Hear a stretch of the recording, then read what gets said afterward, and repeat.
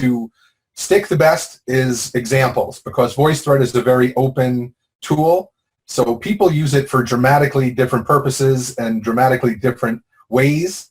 And we have kindergarten teachers that use Voicethread for a number of different things, all the way up to grad school for distance learning programs and things like that. So it usually doesn't help to describe what Voicethread does. It usually helps a lot more, in my experience, to show. So I want to show you a variety of examples, and that's going to be the bulk of what I do. But I do want to give you a quick tour of kind of the where to click and how to use Voicethread. And I also want to show you how it works within a Moodle environment. So the Moodle stuff usually is a workshop in and of itself. There are 6 different types of Voicethread links you can put into a Moodle course. 3 of them would be graded and 3 of them would not be. So usually that takes about the amount of time that we have for this presentation, but I would like to invite everyone to join us for our free workshops. We give workshops just about every Wednesday throughout the year, and we have our Basics 2 workshop coming up tomorrow, the Basics 3 the week after, and then Voicethread in your LMS, where we do touch on Moodle, and it's a hands-on workshop, so you can get practice with that.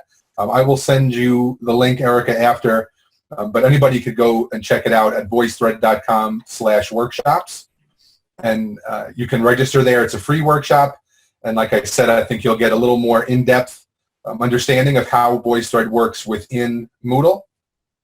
But I think the first step is always to show you what the value of Voicethread is and how Voicethread works. So without any further ado, I'd like to jump into that. So right now you're looking at my screen, and this is my Voicethread homepage. All right, so you'll see a number of thumbnails here. If I hover over, you can see I can do a few different things. I can edit this Voicethread. I could share it. I could make a copy for the next semester. I could delete it. I can check some basic analytics here for views and comments, and I can launch it to play from here as well. Over here on the left is my group menu.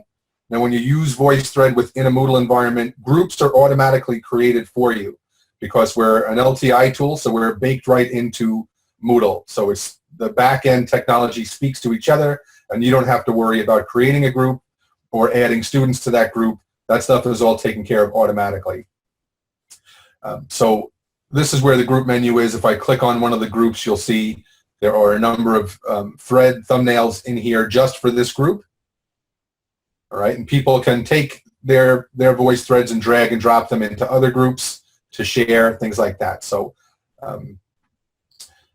also here, there's the Help tab for people that need support. You can always come in here and search by our frequently asked questions and type in your keywords if there's some other problem. That's all there on the home page. So those are the basics. That's the basic tour of what you're looking at here. But what I want to get into now is just showing you how to create one. So up here, you'll notice I have a Create tab. If I click on that, that brings me to this page. Now, I could just drag and drop files right here, and they'll begin to upload. And Voicethread accepts just about every major file type that you would want to use. So whether it's PowerPoint, whether it's images, video files, audio files, other documents, PDFs, Word docs, whatever you have, you can upload here. And the basic creation process is 2 steps. You upload something, and then you comment on it, right? So traditionally, the standard kind of chapter 1, how to use Voicethread template is to upload a PowerPoint presentation and then narrate a mini lecture over each slide, all right? But within that idea, there are tons of variation. You can add video, you can record directly from your webcam, you can add audio, students can leave comments, and you can leave comments the same way, either by webcam, audio, text, phone, or upload if you have a video or audio file upload. So I'm going to get into all that, and then I'm going to show you some examples of how it looks with these different options. So like I said, I could drag files onto here. Most of the time, you're going to go through your computer. So I'm going to click Add Media, and you'll see the 5 different sources of media I could pull in. So I can record directly from my webcam video, and this is going to be the first example I show you does this. Most of the time, you're probably going to go through your computer. So I'm going to click on my computer. I'm going to look for a PowerPoint presentation that I have, and I'm going to upload it. And you'll see it starts to upload. It's going to ask me to put a title in. I'm going to click Save. And while I was putting the title in, it processed the files and uploaded them. It broke them into 3 separate Voicethread files. So from here, I could edit the slide. I could delete it if I want to. But let's say I'm happy with this presentation as it exists. So that's step 1 is done, right? I've uploaded my media. The next step is to comment. The third step would be to share, but when you're using it in Moodle, you would share it through Moodle. So I'll save that for the Moodle portion. But now let's say I want to comment. I want to add some context, maybe ask my students questions. Maybe this is an assessment, and I'm going to ask them to interpret something or to give me feedback, or maybe it's just a discussion board, right? And I want to prompt some discussion about some of these things. Whatever it is, I can record a mini lecture if I want to. I'm going to click on comment, and it's going to open up this Voicethread in our media player. All right, so this is how a student would see it when they click to play it. You can see this. This is what we call the central media. All right, so like I said, this could be PowerPoint, images, movies, just about anything you'll have. I can navigate to my next slide just by clicking on the navigation tools in the bottom right and go to my third slide. If I needed to zoom in for some reason, I could always zoom in. This is more helpful, and you'll see this when someone uploads a document, especially if it's text heavy, or maybe if it's a spreadsheet and there are a lot of numbers on the screen, you may want to zoom in to see something in particular. But let me go back to the first slide and record a comment. So the comment bubble is right here. I can click on it, and you'll see I have 5 different commenting options. I'm not going to show you all of them, but the primary 2 that you would use, that most of our Voicethreaders use, are audio and webcam. So I'm going to show you how to leave an audio comment. I'm going to click on the mic, and I'll get this pop-up, which is just my computer's security setting saying, hey, your website's trying to access your mic. Will you allow it? All right, so obviously in this case, I want to click allow, and now I'm recording. All right, you can see if I wanted to stop, I can click stop recording down here. But before I do that, let me just show you this doodle tool. So if I click on it, I can get different colors to choose from. I can toggle off the fading if I want the ink to fade over time or to stay on the screen throughout my comment. For right now, I'll keep it the way it is, and I'll use my red. So all I have to do is click and drag on the screen to annotate. So if you're talking about something that may be text-heavy, maybe you're teaching art history, maybe you're showing a passage from a book and you want to focus on certain things, or maybe you're annotating some text on a student paper, which is an example I'll show you shortly.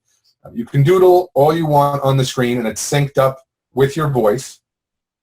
Now let's say I'm happy with this now. I can click stop recording. It's going to play my comment back for me, and then I can save it. And now I'm recording.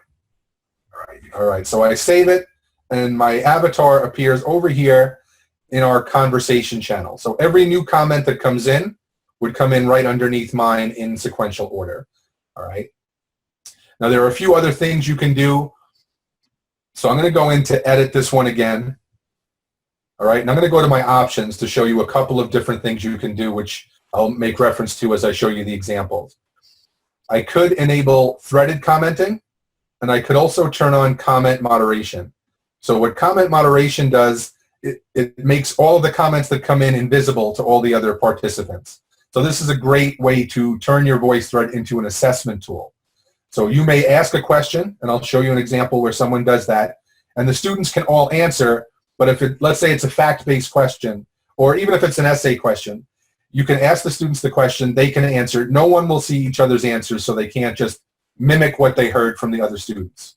All right, you could still hear what they said because you created the thread, so you have access to it, but the other students don't have access to hear each other's answers. You can make their answers visible to the other students if you would like to, but you would have to explicitly choose that. So let me just show you real quick how this looks. So if I go back into my comment, you'll notice because I turned on moderation, there's a new icon in here now. There's an open eyeball. This one is open because this comment is visible. Right? I left this before I turned on comment moderation. But if I recorded this after, it would have been an invisible comment. All right, so let's say I was a student commenting on this thread. This is how my comment would look. They would have a closed eye. My avatar would be a little bit dim, and it would be off to the side slightly. So it kind of gives you a visual indicator that this is a hidden comment. If I wanted to reveal it again, I could just click on the eye and make it visible.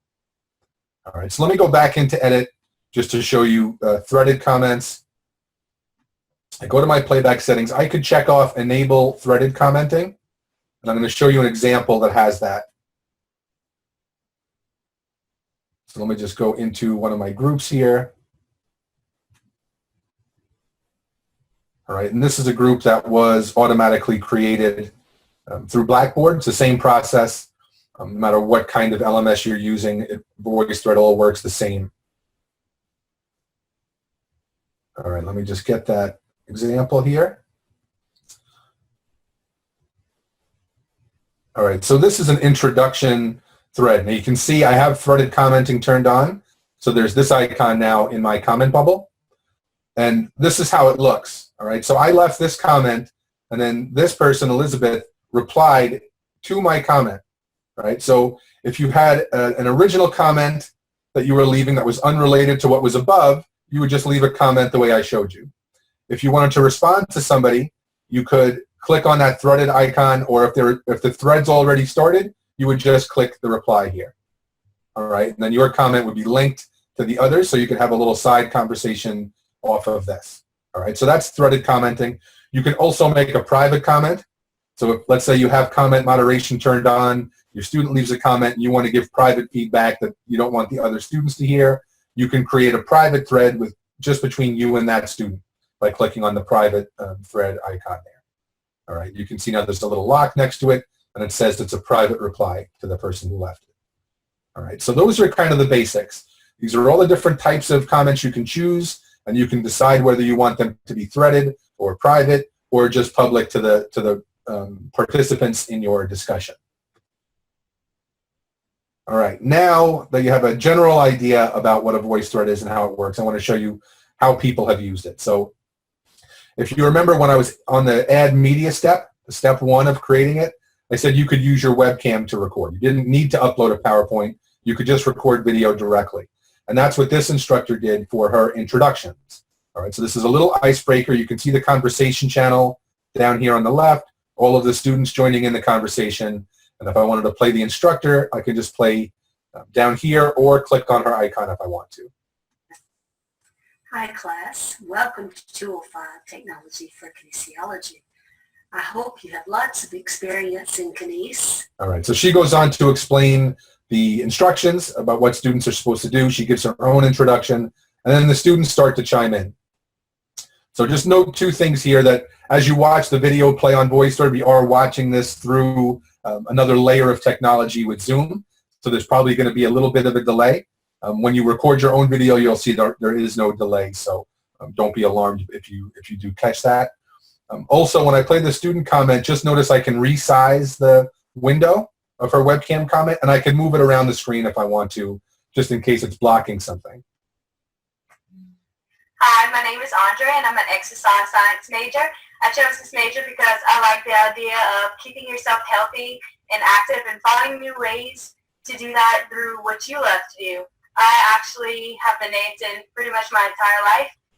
All right, so you can see all of these students leave their intro, and this is a great way to bring that social presence, that human element into your introductions, right, especially for an online course. All right, this next example is where a teacher uploaded a syllabus. All right, so I think this is a great idea for any class, whether it's face-to-face or online. For an online class, you could just upload the document or the PDF and maybe type a little bit about it. But that's kind of a dry way to present this, right? And the material is already dry enough. It's really important. The stuff in the syllabus is really important. The students need all this information, but it's kind of a reference material, right? So it's not usually that engaging or that fascinating for students. But when you add your voice and you add video, you make it a little more human, you make it a little more engaging. And students can hear what you have to say about it and the context you're giving around these various bullet points and things like that. They can hear it verbatim, so they don't have to just interpret or rely on their memory if it's a face-to-face class from what you said way back in class number 1, right? They can hear exactly what you had to say the same way every time and ask questions, all right? All they have to do is come down here and comment, and they can ask you a question about quiz 3. Maybe they're not clear about whether it's optional or whatever it is, right? And this is also a good example of when you would want to use the zoom tool here, because this is in portrait mode. All right, so I'm going to play a few seconds of this and you can see what this instructor did for his syllabus. Notice he uses the doodle tool at one point here. Welcome to HSCS 3A, Sociology of Sport, for the summer of 2014. I'll be your instructor. We're going to go through this syllabus right here and talk about some of the more important parts of class for the introduction and what you can expect as we go along. Right up here is my contact info. All right, so he goes on to leave his comments over the course of this 3-page document, explaining everything that's important in the syllabus for the students. And I think that's a great idea, like I said, even for a face-to-face class, because typically you don't want to start your very first class of the semester with the most dry content that you're going to deliver all semester, right? You want to try and get the students hooked. You want to get them engaged. You want to show them your passion for the subject you're teaching. And a syllabus is usually the opposite of that, right? It's more dry and it's not always what you want to lead with. But when you create it on a Voicethread, you can put it up on your site and the students can access it when they need to. Okay, this example is for a flipped class, so there is no student discussion on this.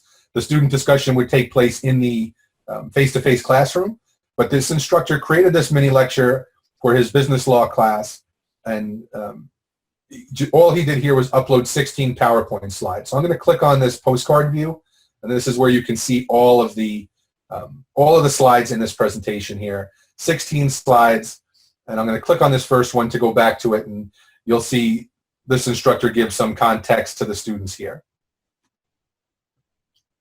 Welcome to our Voicethread on legal opinions.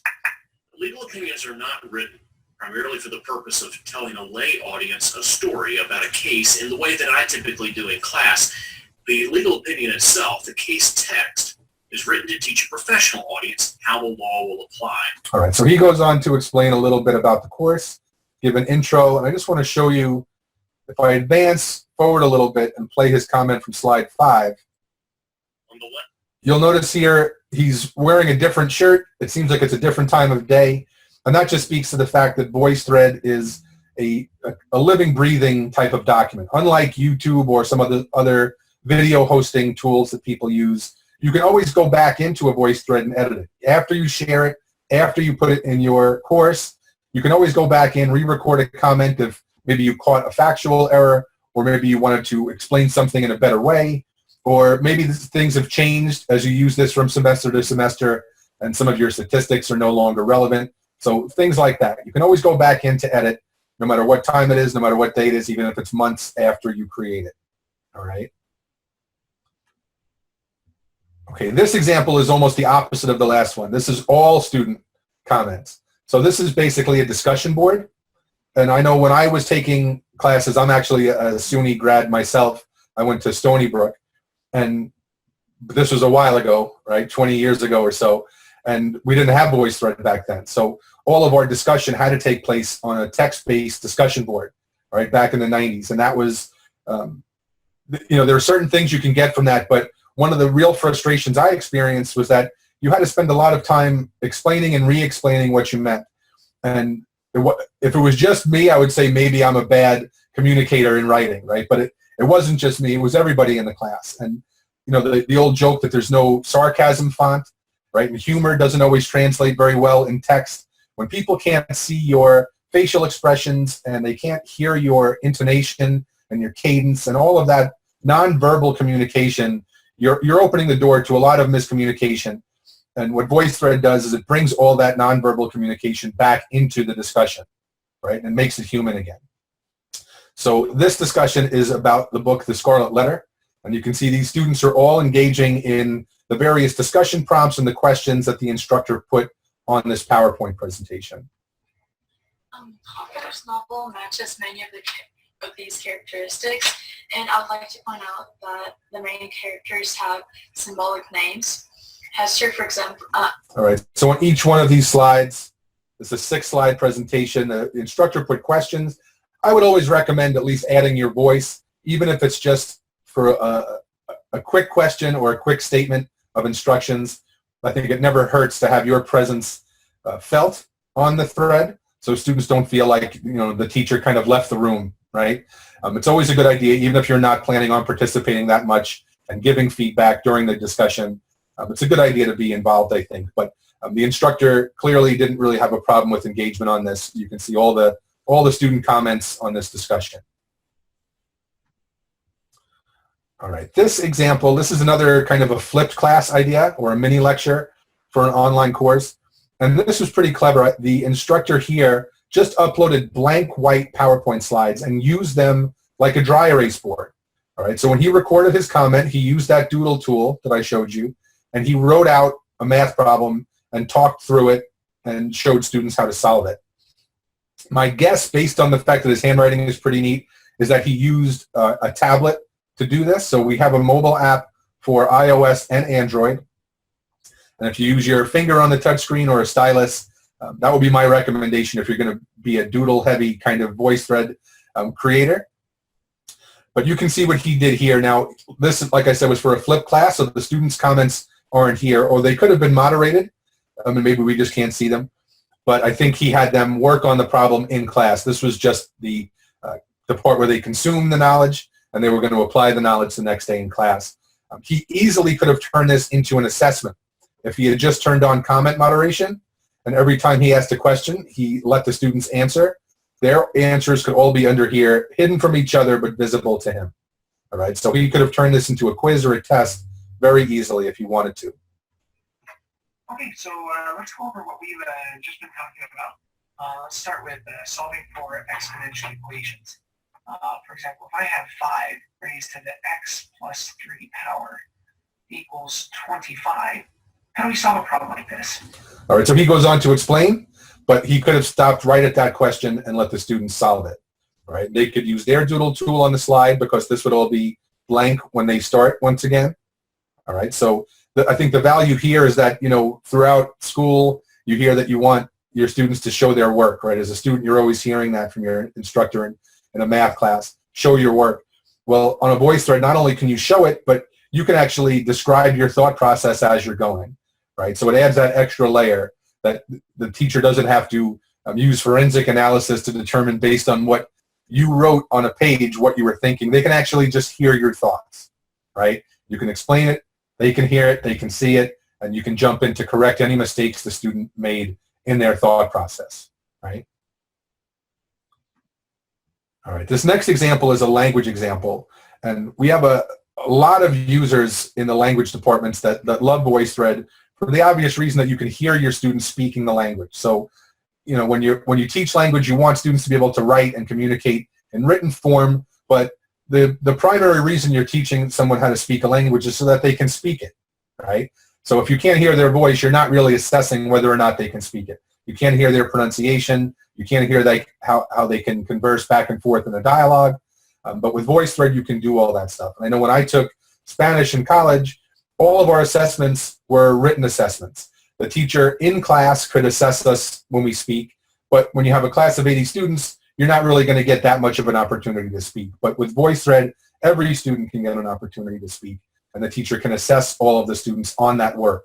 And then they can cut all of these written assignments down to a more reasonable number and assess you primarily on what they want you to do, which is speak that language. So I'll show you a little example of this back and forth between these two students. Ciao Maria, dove sei?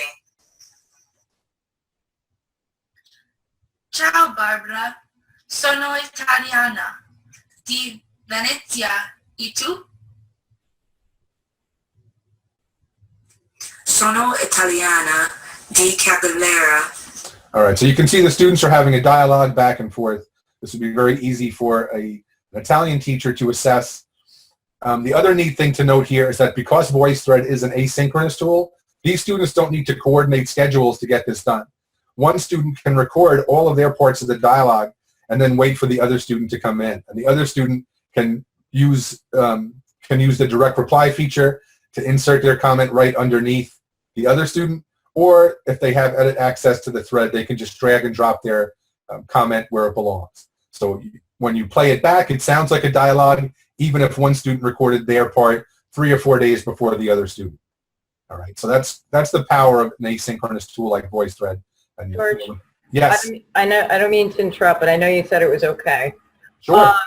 I love this, and I love what I'm thinking of is I do a lot of mid and toward the end of the semester with group projects. Most of my courses that I teach are 3rd and 4th year. And I constantly hear the complaints from students saying that they don't have time.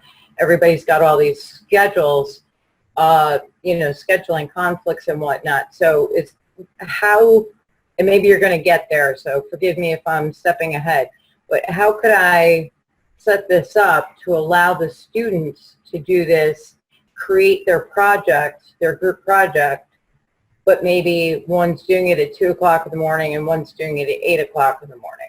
Okay. Is there a way to do that? Yes, absolutely. So there are a number of ways to get there. You could create a thread if you wanted to upload slides like this with the dialogue. You could upload them and share this with the students, and the students could then record their comments whenever they have time. If the students have edit access to the thread, which is just one checkbox, if the students have edit access to the thread, then they can rearrange the comments in whatever order they need to. Another way to do it would be just to ask the students to do it all themselves. All right, so if you want them to have a dialogue, tell them to create a slide with a dialogue, upload it, and then share it with their partner or their group, okay? And then once the students have edit access, they can do anything they want to on the thread just like they were a creator. So that part is really easy. So let me go back to my home page here. All right, so let's say this is my group right here for my class, okay? 2014 Fall Workshop, say. Now this is the thread that I created. Let's say I'm a student. I created this one. I want to share it with the other students in my group. I can come up here and drag it into the group. And now all I have to do to give them edit rights is just click right there and then click share. And now that's going to be in the group. Everybody who's in that group will have access to this. If I just want them to be able to view and comment, I can keep it by default, view and comment, and share that way as well. Another way to do it, if I just want to share with a few people, I can open up my sharing menu. And by default, it opens up to the secure sharing tab. Right now I can share with that same group, right? This is the same group you saw over here. Right, I can share just by clicking on the group. Once again, same deal. I can give them edit access. Or I can just share with individual contacts. So the other students who might be in my group, I can click on their names, give them edit rights if I want to, and click share. And they'll be notified by email. All right, so that's how to share within the VoiceThread environment. If you wanted to create a few threads yourself and have different groups comment on them, you can add those links into Moodle, and the students can access them that way. All right, so those are the 2 different options. Or actually 3, and there's probably 5 or 6. But there's always a number of different ways to share. We try to make it as customizable to meet your needs as possible. All right, this is an example of a virtual office hours. Now, I just showed you how to share securely with people from your contacts. This was created that way. So a student took a rough draft of a paper they had, uploaded it to a VoiceThread, went to share it, went through their contacts, found the teacher, and shared this with the teacher. All right, so the teacher uploaded a copy of this to the public page. That's why we can see it, but otherwise this would be just between the teacher and student. All right, now I'm going to zoom in once again because this is kind of text heavy as a document here. But what this is, what you're looking at here is a virtual office hours. All right, so like I said in the beginning, VoiceThread is kind of too versatile to describe without showing. And this is one of the reasons, because we've already seen it as an introduction, as a way to describe your syllabus, as a way to give a lecture, as a way to replace your text-based discussion boards.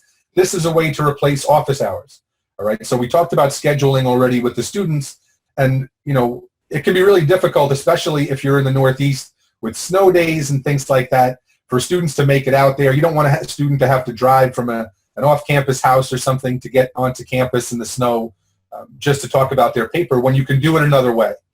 All right, so it's great to meet your students face-to-face. It's great to have them there, but it's also great to have the flexibility to not be forced to do that as your only option. So in this example, the student uploaded the paper, shared the VoiceThread with the teacher, and the teacher left her comments just like she would if the student was sitting next to her at the desk. Okay, you attempted to talk about something really awesome here, okay, but you are kind of losing me because you're not introducing this particular idea. So this concept of the banking concept failing to acknowledge men and women as historical beings. All right, so she goes on for each one of these pages and leaves her comments for the student to improve this work. Now, what doesn't happen on this, but what could happen is the student could take all this feedback, redo their paper, right, make a new draft, and upload that draft to this same Voicethread. And now what you've done is turn this from a virtual office hours into a portfolio, right, where you can see the student's work progress over time. All right, so like I said, Voicethread is a very versatile tool, and it's really hard to define, but I think all that versatility adds a lot to what you're trying to do. This is the last example I'm going to show you, and then I'll give you a quick run through of Moodle. Like I said, the Moodle stuff is a workshop in and of itself, and we would love to have you, if you're interested, join us for that free workshop, voicethread.com/workshops. But let me just get to this last example here.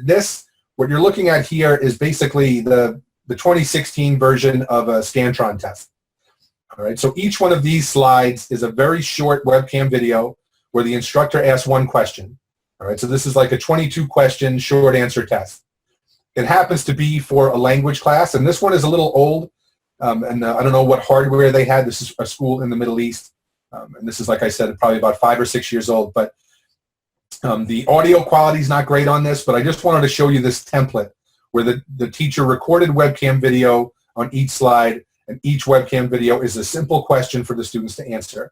Now, what she's assessing right now is their ability to form a complete sentence in English, right? These are all English language learners, and to test their vocabulary, right? So it's a grammar vocabulary assessment for her.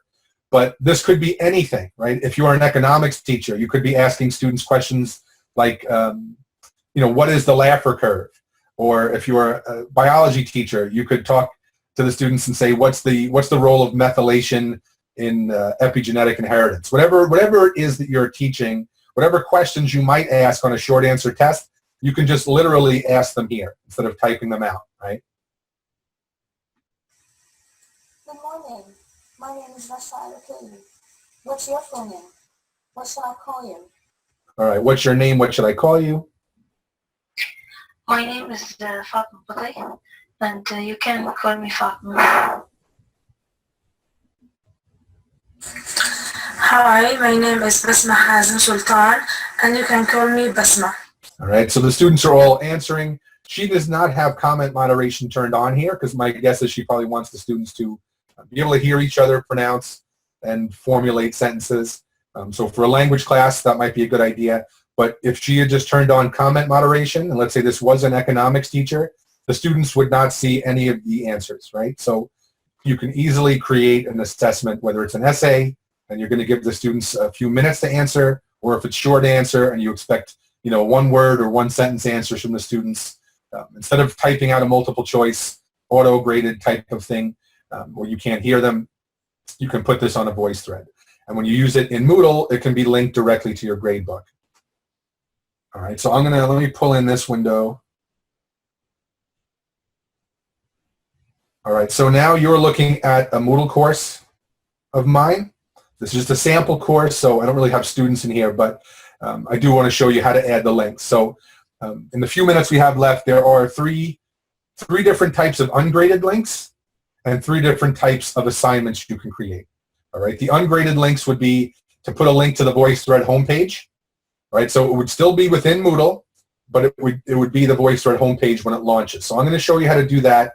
You can also add a link to an individual Voicethread. So when the student clicks on it, it will pull that Voicethread up in the media player, and that's great for discussion boards if you have ungraded discussions, or just for mini lecture. If you just want to give a mini lecture to your students and you don't expect them to ask questions, but you want them to be able to, that could be done as well. So I'm going to show you how to add an ungraded link first.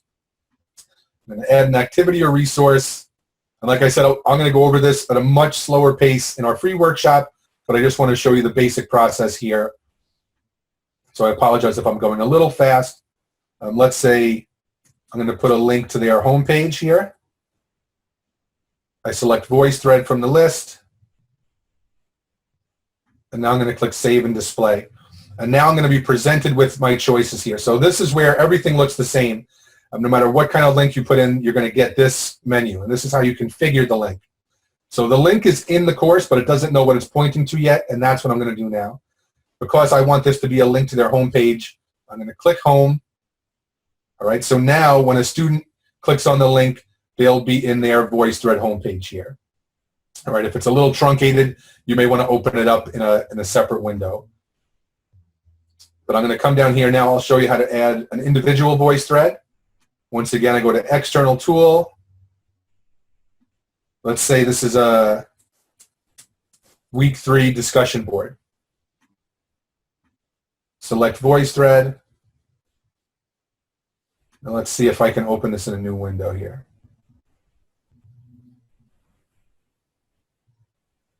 Oh, I know there is a way to do it. All right, we'll skip that for now. I'm going to go to Save and Display. All right, so let's say I wanted an individual VoiceThread to pop up. I'm going to click Individual VoiceThread, and now I have a list populating of all the threads I created. So just give it a second to load. And let's say I wanted to select this thread. I'm going to click on it. I'm going to share it with the class. All right, so now that Week 3 discussion link, if I'm a student, I'm going to come in here, I'll see Week 3 discussion, I'm going to click on it, and it's going to open up that thread that I created earlier. And now I'm recording. All right, so now the student can listen to what you have to say. They can add their comments or ask questions on each slide if they want to. All right, those are the non-graded options. And now I'm going to real quickly show you the graded options that are tied to your gradebook here. So I'm going to add an activity or resource, external tool, same process to start. Let's say this is quiz 3.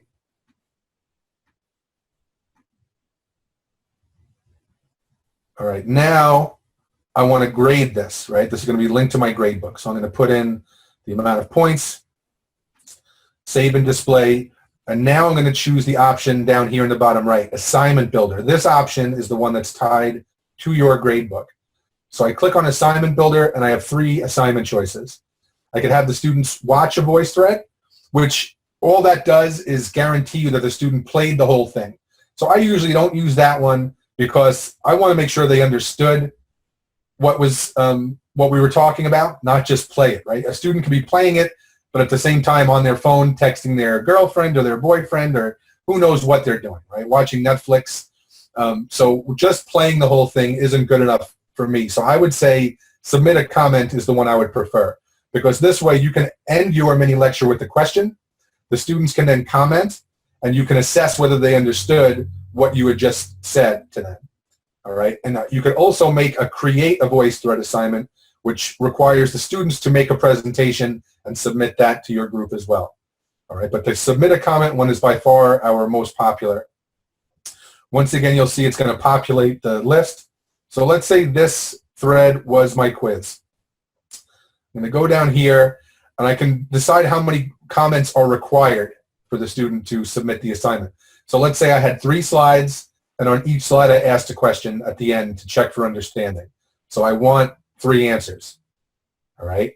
Now, also down here, you'll see moderate comments is checked off by default. So this is we're aware of the fact this is an assessment.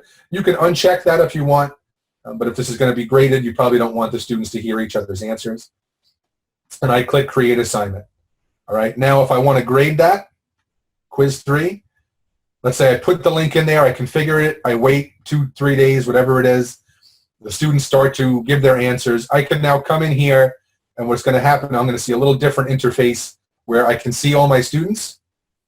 And the ones that had submitted, obviously nobody took this assignment that I just put in there, but if they did, they would appear right here, and there would be a little window for me to enter their grade. And once I click Submit, it goes right to my gradebook in Moodle. All right, so I know that was fast. I know I usually go at a much slower pace than that. And like I said, we will slow it down and stretch things out and let you do hands-on activities and practice along with us during our free workshops. So I would like to invite you all to join that. But we do have a minute left, so if anybody has questions, feel free to fire away. Looks like there was a question put into the chat box. learning curve using the tool? What have students said in the past? And additionally, is there an option to close caption? Yes, there is a closed caption option where you would need to have a caption service, or if you can do it by manually, but you can add captions that way. All right, you can upload any caption files you have. We accept all major caption file types, and we also do have a link if you have an account with Amara or 3Play Media, one of the captioning services. You can, with one click, send your VoiceThread to them, and they will transcribe it. That's obviously a separate vendor, but that can take care of itself there. For the learning curve for students, we haven't really had much problem. Students usually skip the instructions and just dive right in and figure it out, but we do have a lot of resources. On the home page, there are tutorials. All right, so if you just go through the filter up here, you can filter to the tutorials page, and I would direct your students to review these. They're very short, and most of the students, like I said, will skip this and just figure it out on their own, but these tutorials will tell you everything you need to know. We don't usually get reports from students complaining that it's difficult to use. Did I get those questions? Okay, any other questions?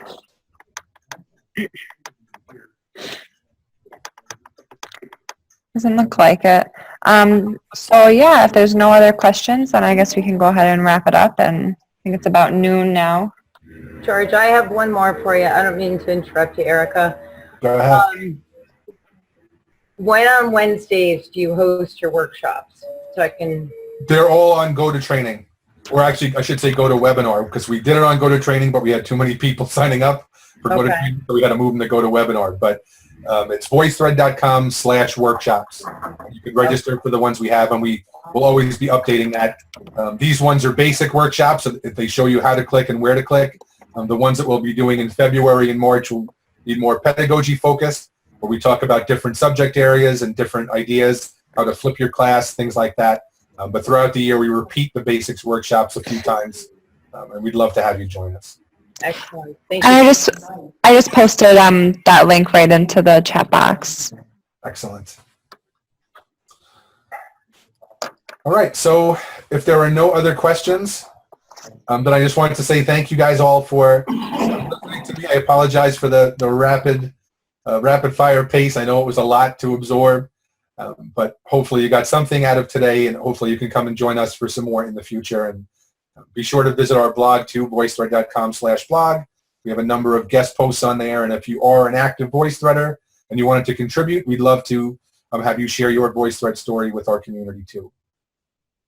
So other than that, thank you so much, Erica, for organizing this, and thank you everyone for your questions and for not falling asleep. I've been looking at the webcam, so I appreciate your attentiveness, and hopefully we can work together on into the future. And good luck with your spring semester, everyone.